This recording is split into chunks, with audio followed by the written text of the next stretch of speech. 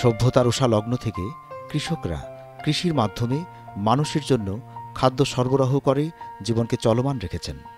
ধীরে ধীরে যখন বুঝতে পারল কিছু গাছপালা নির্দিষ্ট পরিবেশে জন্মায় এবং তাদের যত্ন নিলে বেশি ফলন পাওয়া যায়, সময়ের সাথে সাথে জনসংখ্যা বাড়তে লাগলো, মানুষ তার বাসস্থান বাড়াতে লাগলো, কমতে লাগলো কৃষি জমির পরিমাণ, বাড়তে লাগলো খাদ্যের চাহিদা। এই উপলব্ধি থেকে কৃষকরা তাদের এক ফসলি জমিকে 3 ফসলি জমিতে রূপান্তর করেছেন। এই কৃষকরা দেশের খাদ্য নিরাপত্তা ও অর্থনৈতিক উন্নয়নে এক গুরুত্বপূর্ণ ভূমিকা পালন করেছেন। এমনই কিছু উদীয়মান কৃষকদের কৃষিকাজ পদ্ধতি আজকের কৃষি দর্শনে আপনাদের সামনে তুলে ধরব। কৃষি স্বনির্ভরতার দিকে এক উল্লেখযোগ্য অগ্রগতি সিপাহীজলা জেলার অন্তর্গত বিশালগড় মহকুমার কৃষকরা কৃষি রূপান্তরের এক নতুন ঢেউ গ্রহণ করেছেন। ঐতিহ্যগতভাবে এক ফসলি জমিকে উচ্চ উৎপাদনশীল 3 ফসলি জমিতে রূপান্তর করেছেন।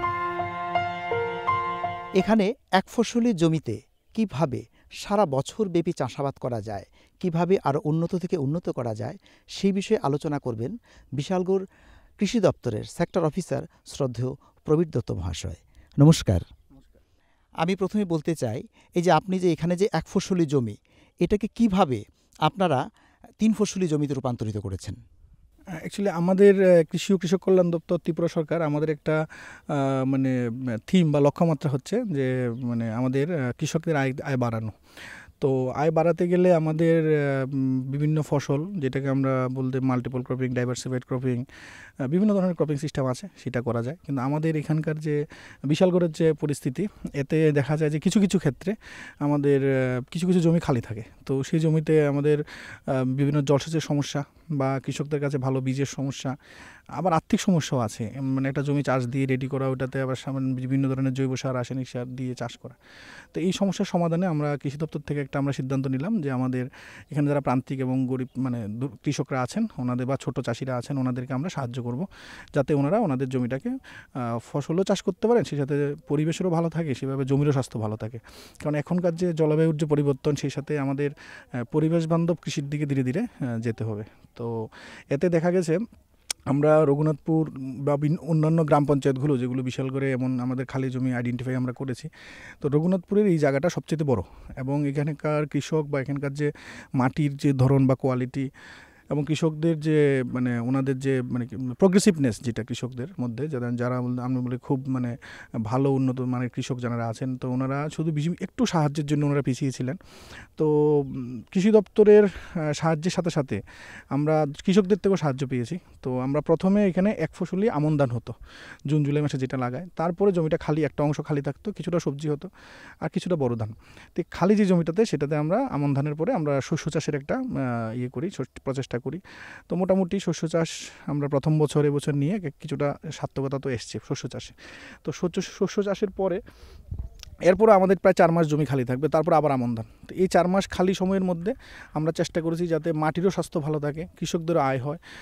বারবার একই ফসল করলে মাটির মানে ফলনেরও ফারাক হয়, মাটির স্বাস্থ্য খারাপ হয়, বিভিন্ন উর্বরতা কমে যায়। এইভাবে আমরা নিলাম যে না, ডাল শস্যটা করলে ভালো হবে। তো ভারতীয় ডাল গবেষণা কেন্দ্র বা Indian institute of pulses research, Kanpur, Uttar Pradesh, ওনাদের সহযোগিতা নিয়েছি আমরা, কৃষি কলেজের সহযোগিতা নিয়েছি, দপ্তরের একসঙ্গে মিলে আমরা এখানকার প্রায় 45 জনের মতো কৃষক হবে ডাল চাষের সাথে যুক্ত আছেন। কিছুটা বৃষ্টির কারণে কিছুটা ডাল গাছের গ্রোথ সেটা একটু হয়তো ব্যাহত হবে। আমাদের বিভিন্ন নিউট্রিয়েন্ট আমরা এখানে প্রদান করব, অর্গানিক নিউট্রিয়েন্ট প্রদান করব, বা ফাঙ্গিসাইড, ফাঙ্গাস যাতে অ্যাটাক না হয়, বন্য পোকামাকড় না আসে, বা অর্গানিক বিভিন্ন কিছু ব্যবহার করা হবে। তো শুধু রাসায়নিকের ভিত্তিতেই ডাল চাষটা হচ্ছে না, সেটা জৈব রাসায়নিক দুটোটা মিলে, তো যেটাকে আমরা integrated pest management, integrated nutrient management, যেটাকে আমরা বলি সাস্টেনেবল এগ্রিকালচার, টেকসই এগ্রিকালচার, তো ওইটার দিকে আমরা নিচ্ছি। আপনি যে বললেন যে কৃষকরা যে উপকৃত হচ্ছে আপনাদের যে বিশালগড় কৃষি দপ্তর যে উদ্যোগের, সেখান থেকে কিভাবে তারা কি জিনিস আনছে, মানে আপনারা কিভাবে তাদেরকে সাহায্য করছেন? প্রথমত হচ্ছে এক কানি জমি যদি ভালোভাবে চাষ দিতে যায়, একজন কৃষকের এখনকার যে কস্টিং, সেটা মানে প্রতি ঘন্টাতে 400 টাকা 500 টাকা খরচা হয় মানে পাওয়ার টিলারে। তো আমরা সেখানে বলছি কি আমাদের ট্রাক্টর, যেটা 4 চাকার যে ট্রাক্টরটা আছে, সেটা দিয়ে এই জমিটা চাষ করা ইজি, সোজা, এত বড় একটা মাঠ। প্রায় এখানকার ডালের জমি তো আছে 50 খানির উপরে, তো তার ধানের জমি আছে, সবজির জমি আছে, তারপর অন্যান্য ফসলের জমি আছে। তো এখনকার কৃষকরা ধীরে ধীরে একবার ফুল চাষের দিকেও যাবে। তো ওই চাষের খরচটা আমরা দিচ্ছি, দপ্তর থেকে সাহায্য করছি কিছুটা। এক। তারপরে গভর্নমেন্টের বিভিন্ন স্কিম আছে, বিভিন্ন ধরনের স্কিম আছে আমাদের, national food security, pulses, nutri cereal, PD, RKVY, ওইখানেও একটা মানে আমাদের একটা মিনিমাম অ্যামাউন্ট আছে যেটা ক্যাশ সিস্টেম, আমাদেরকে শ্রমিকের টাকাটাও দেওয়া যায়। সারটা সাবসিডিতে অথবা কখনো কখনো সম্পূর্ণ ফ্রি অফ কস্টে দেওয়া হচ্ছে, যা জৈব সার হোক, রাসায়নিক সার হোক। তারপর বিভিন্ন জীবাণু সার, সেটা কৃষি কলেজ দিয়েছে। তারপরে বিভিন্ন ভালো জাতের বীজ, যেটা কখনো দপ্তর দিচ্ছে, কখনো কৃষি কলেজ, কখনো Indian institute of pulses research Kanpur দিচ্ছে। তো এই ডালটা এসছে বিধানচন্দ্র কৃষি বিশ্ববিদ্যালয়, নদিয়া, ওয়েস্ট বেঙ্গল থেকে। তো এই ধরনের যে এক একটা ডালের 1 কেজি ডালের মানে বীজের ডালের মানে দামে আছে প্রায় 225 টাকা। তো মানে মানে এই যে এত দামি বীজটা দেওয়া হলো, এই ধরনের যে সার বা ওষুধ দেওয়া হলো, এই যে টোটাল কস্টিংটা, এটা দপ্তর থেকে 70% সাহায্য ওনাদেরকে করা হচ্ছে। বাকিটা 30% কৃষকের শ্রম, পরিশ্রম, যত্নজাত করা, মানে এগুলোকে ক্ষেতকে প্রতিদিন আসা, এগুলো ওনারা করছে। তো এইভাবে একটা সাপোর্টিভ সিস্টেম থাকলে ধীরে ধীরে ওনারা কাজটা আরও বেশি অগ্রসর হতে পারবে। হ্যাঁ, সত্যি সুন্দর উদ্যোগ এটা। আচ্ছা, আরেকটা কথা আপনার কাছে আমি জানতে চাই, যে কৃষকরাতে যে আর্থিকভাবে সহায়তা পাচ্ছে, আর্থিকভাবে সহায়তা পেয়ে ওরা এই কাজগুলো করছে, এবং এখান থেকে যে ফলন হচ্ছে সেটা কি বাজারজাত করার জন্য কি বাজারে নিয়ে যাচ্ছে, নাকি সরকারও এখান থেকে কিনে নিয়ে যাচ্ছে? এখানে প্রথমত হচ্ছে আমাদের সব ফসলের তো সমান প্রসিডিউর থাকে না। যেমন পেডির ক্ষেত্রে, ধানের ক্ষেত্রে গভর্নমেন্ট প্রত্যেক বছরে 2বার ধান কিনছে, খারিফ রবি। তো এখন 23 টাকা, তো ওইটা এনশিওর প্রাইস, ওইখান থেকে দিতেই হবে কৃষকদের। তারপরে আমাদের শস্য যেটা চাষ করেছি, শস্যটা আমাদের 85 টাকা রেট, গভর্নমেন্ট ফিক্সড রেট, এটা গভর্নমেন্ট কিনে নিয়ে যাবে। এখানকার উৎপাদিত শস্যটা আগামী দিনে ত্রিপুরার অন্যান্য জায়গাতে কৃষকদেরকে বীজ হিসাবে দেওয়া হবে। এই ধরনের শস্য এখানে চাষ হয়েছে, যেটা তেলের জন্য করা হয়নি, বীজের জন্য করা হয়েছিল। তো ওই বীজ উৎপাদন করে কৃষকরা লাভবান হচ্ছে। তো আমরা মোটামুটি একটা হিসাব করেছি, ধরুন 1 কানে ধান চাষ করলে খরচা টরচা সব দিয়ে মোটামুটি 18,000 টাকার মতো একটা লাভ হয়, বা 15 থেকে 18,000 টাকা। এরপরে আর তো এই জমিটাতে কোনো ফসল হতো না। তো আমরা বললাম শস্য করার পরে মোটামুটি আমাদের এখানে যিনি প্রগ্রেসিভ কৃষকরা আছেন, যারা ভালো করে চাষ করেছেন, মানে আব্দুল গফুর আছেন, আমাদের মনির হোসেন, তারপরে অনেক আছেন, রুস্তম, অনেকজন আছেন এখানকার প্রায় মিনিমাম 30-25 জন কৃষক আছেন যারা ভালো, তো বা সবজি চাষও করেন। তো ওনারা শস্য চাষ করার পরেও এই যে শস্যটা উৎপাদন হয়, সেটা আমরা 85 টাকা করে কেনার পরে প্রায় 20,000 টাকা না 21,000 টাকার মতো আসে।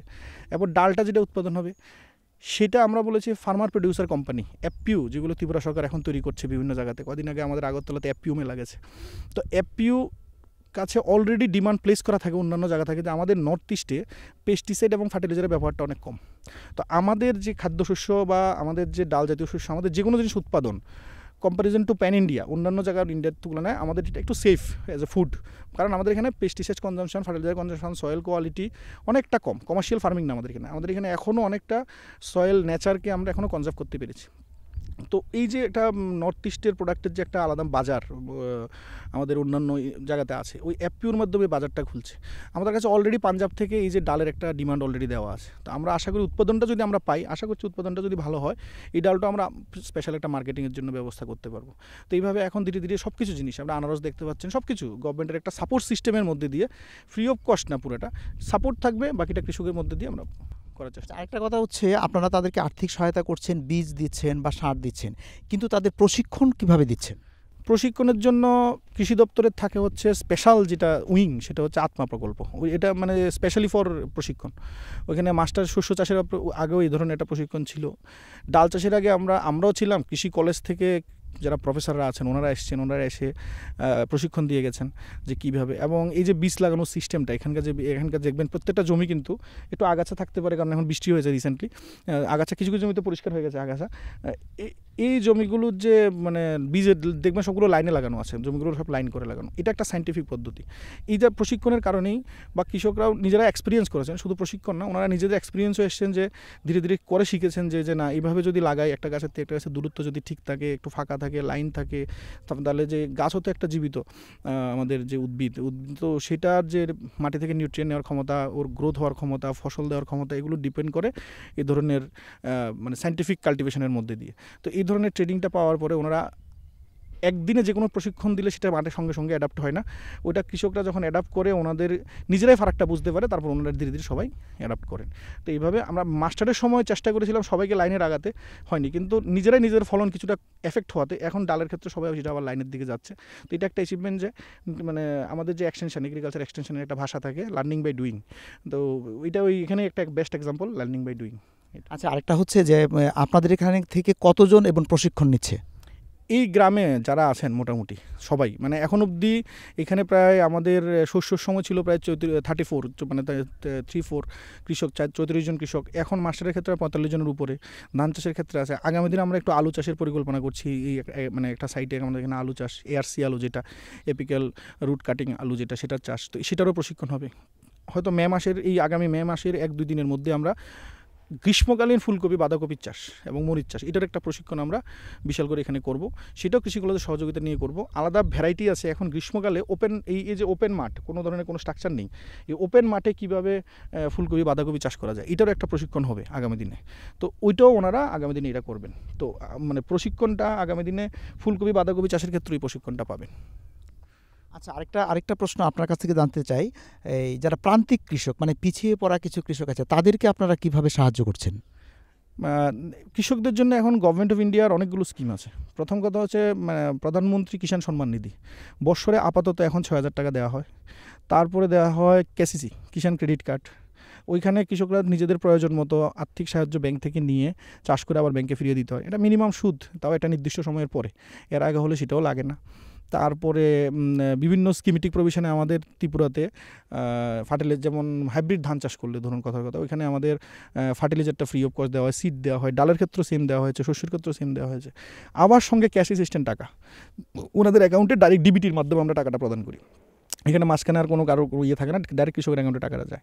তো এইভাবে বিভিন্ন স্কিমেটিক প্রভিশনে ওনাদেরকে আমাদের কৃষি দপ্তর থেকে সাহায্য করা হয়। তারপরে ধরুন মানে এটা গভর্নমেন্টের স্কিমের প্রভিশনে বিভিন্ন মানে পঞ্চায়েত সমিতি, জেলা পরিষদ মিলে ওনাদেরকে বিভিন্ন সময় স্প্রে মেশিন, কাউকে পাম্প সেট, কারো যদি কোনো একটা থাকে ওইটা ওইভাবে অ্যাপ্লিকেশন করলে প্রসিডিউরে সেটা আসে, সেটাও পাওয়া যায়।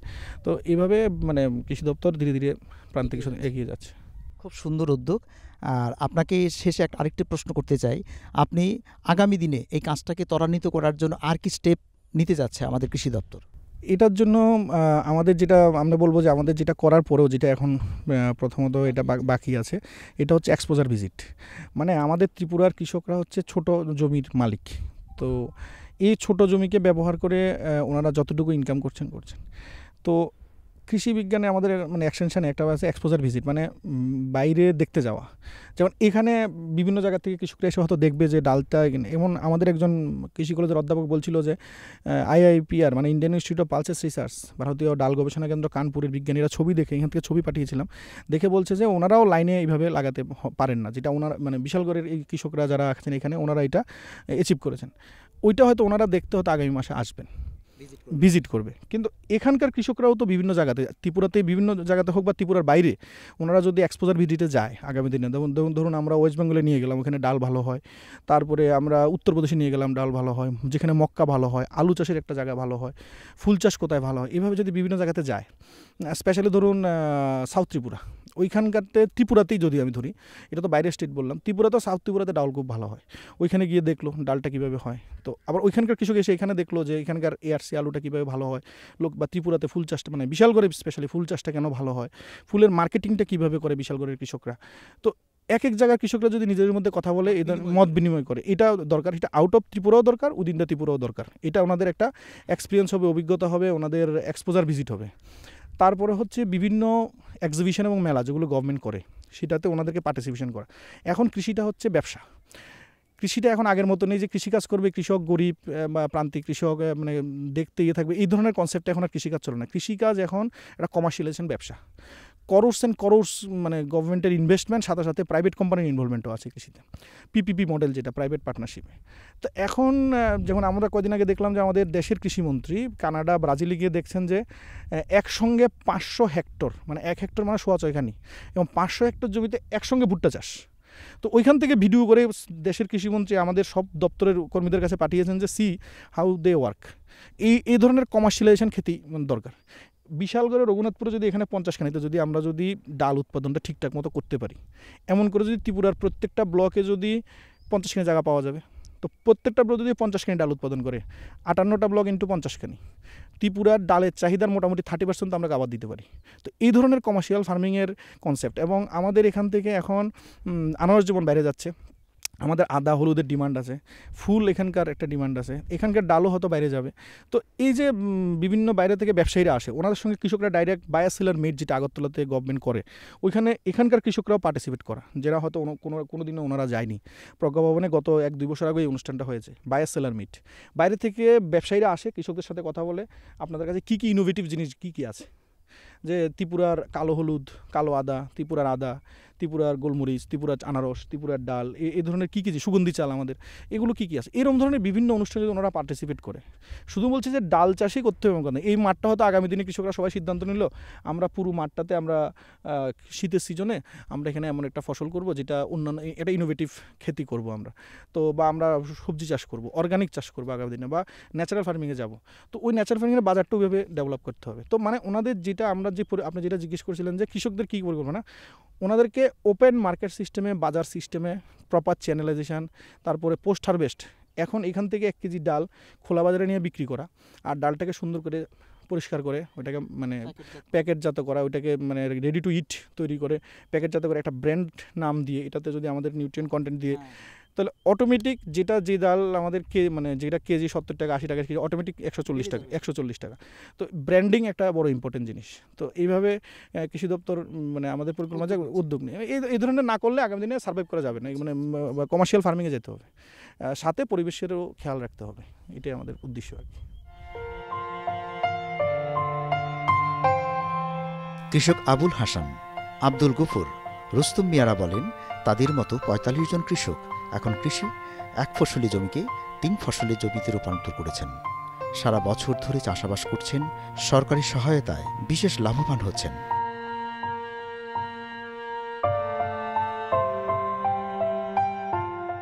আপনার নামটা কি? রুস্তম মিয়া। রুস্তম মিয়া। আচ্ছা, আপনার এই জমিটা তো 1 ফসলি জমি ছিল প্রথম, তারপর আপনি এটাকে 3 ফসলি করেছেন, আপনার অভিজ্ঞতাটা বলুন। আমাদের অভিজ্ঞতা যেটা, প্রথমে আগে আমাদের যে লোকাল ধান পাইজাম হিসাবে যেটা আমরা চিনি, সেটাই চাষ করা হতো 1 বছরে একবার, আর বাকিটা সময় খালি ছিল। তো আমাদের যিনি সার্কেল ইনচার্জ আছে কৃষি দপ্তরের, তার পাশাপাশি আমাদের যিনি সেক্টর অফিসার শ্রী প্রবীর দত্ত মহাশয়, উনি নিজে এসে ভিজিট করে বা আমাদেরকে বলেছেন যে এই জমিগুলি খালি পড়ে থাকলে হবে না, যাতে কৃষকরা লাভবান হয়। আমাদের দপ্তরের প্রচেষ্টা আগামী দিনে আমরা এই জমিগুলিতে যদি চাষ করি তাহলে কীরকম হয়। আমরা সব কৃষক মিলে বললাম, স্যার আমরা যদি এতটুকু সহযোগিতা পাই তাহলে আমরা অবশ্যই করব। তো প্রথম ধান চাষের পরে ওনার সহযোগিতায় আমরা শস্য চাষ করেছি, ওখানে খুব ভালো উৎপাদন হয়েছে। আর বর্তমানে ওই চাষের পরে আরও 4 মাস জমিটা খালি থাকে ধান চাষের আগ দিয়ে, তো ওইখানেও উনি বলেছেন যে আমরা ডাল চাষ করব। এখন আমরা আবার ডাল চাষ করেছি, মোটামুটি আমরা ডাল চাষ করে দেখছি গাছের গ্রোথ অনেকটা বেটার। তো আগামী দিনে আশা করি এর ফলনও অনেকটা বেটার হবে, এবং আর্থিকভাবে আমরা অনেকটা আগের থেকে আশা করি স্বনির্ভর হতে পারবো। আচ্ছা, আপনার এই জমির পরিমাণ কত? এখানে আমাদের সব মিলিয়ে আমাদের এখানে প্রায় 43 থেকে 44 কৃষক আছে, আর টোটাল জমি 55 থেকে 56 কানির মতো ডাল চাষ হয়েছে বর্তমানে। তাহলে এই ডাল চাষের পরে আপনারা কি করবেন? ডাল চাষের পরে আমাদের যিনি সেক্টর অফিসার উনি বলেছেন নতুন জাতের একটা ধান দেবে, এখানে সব জমিগুলিতে আমরা আবার মানে সুন্দরভাবে চাষ করব যাতে বেটার ফলন হয়। আপনারা যেখানে চাষ করছেন, আপনারা এই আমাদের যে বিশালগড় যে কৃষি দপ্তর অফিস, সেখান থেকে আপনারা কি কি সাহায্য পাচ্ছেন? আমরা প্রথমত যে চাষ করার জন্য যে মাটি কর্ষণ সেটা আমাদের করে দিচ্ছে ফ্রি অফ কস্ট। দ্বিতীয়ত সার, প্রয়োজনীয় সার। তৃতীয়ত যে বিষয়টা বীজ, এবং আমরা বিভিন্নভাবে শ্রমিকদের নিয়োগ করছি, তারা বিভিন্ন স্কিমের মাধ্যমে আমাদের কিছু সাহায্য করছেন এবং কৃষি যন্ত্রপাতি দিচ্ছেন। স্যার বলেছেন আগামী দিনে আমরা যে কৃষকদের বিভিন্ন যন্ত্রপাতির সমস্যা রয়েছে আমরা পূরণ করার চেষ্টা করব। খুবই সুন্দর। আচ্ছা, আপনি আপনার এই কাজে আপনি খুশি? হ্যাঁ, আপনি এখন ত্রিপুরার সমস্ত কৃষক ভাইদের কি বলতে চান? আমি আমার কৃষক ভাইদের জন্য একটাই বার্তা, যাতে ত্রিপুরার যে সকল স্থানে বিভিন্ন জমিজমা খালি পড়ে আছে, আমাদের মতো এবং দপ্তরের সহযোগিতা নিয়ে এইভাবে চাষ করলে এই ত্রিপুরা রাজ্যের মানুষ তথা সারা ভারতবর্ষের মানুষের মধ্যে ত্রিপুরাকে একটা সুন্দরভাবে চিহ্নিত করতে হবে এবং আর্থিকভাবে আমরা সবাই যাতে স্বাবলম্বী হতে পারি সেদিকে চেষ্টা করতে পারি। অসংখ্য ধন্যবাদ আপনাকে। কৃষি এবং উদ্যান পালন বিভাগের মনোযোগী সহায়তায় প্রান্তিক কৃষকরা এখন সারা বছরব্যাপী চাষাবাদ করছেন। দীর্ঘদিন ধরে পড়ে থাকা যে পতিত জমি, সেই জমিগুলোকে কৃষিকাজের আওতায় আনছেন। কৃষকরা আলু, ধান, সবজির পাশাপাশি ডাল চাষ করে স্বনির্ভর হওয়ার এক সম্ভাবনাময় নতুন দিগন্ত খুঁজে পেলেন। তাদের মূল লক্ষ্য হল ডাল জাতীয় শস্যের উৎপাদন বাড়িয়ে রাজ্যকে আত্মনির্ভর করা। রঘুনাথপুর এলাকায় ৪৩ জন কৃষক প্রায় ১০০ কানি জমিতে ডাল চাষ, ধান ও সবজি চাষ করছেন। তার মধ্যে রয়েছে মুগ ডাল, মাসকলাই, বোরো ধান ও সবজি। এই এক ফসলি জমিকে ৩ ফসলি জমিতে রূপান্তর করে কৃষকরা শুধু জমির সদ্ব্যবহারই করছেন না, বরং রাজ্যে খাদ্য উৎপাদনের এক দৃষ্টান্ত স্থাপন করেছেন। আপনার নাম কি? আমার নাম আবুল হাসেম। আচ্ছা, এই জমিটা আপনার? হ্যাঁ স্যার, আমার। এই জমিতে আগে আপনি কি চাষ করতেন? এই জমিতে স্যার বছরে একবারই একটা আমরা আমন ধান চাষ করতাম।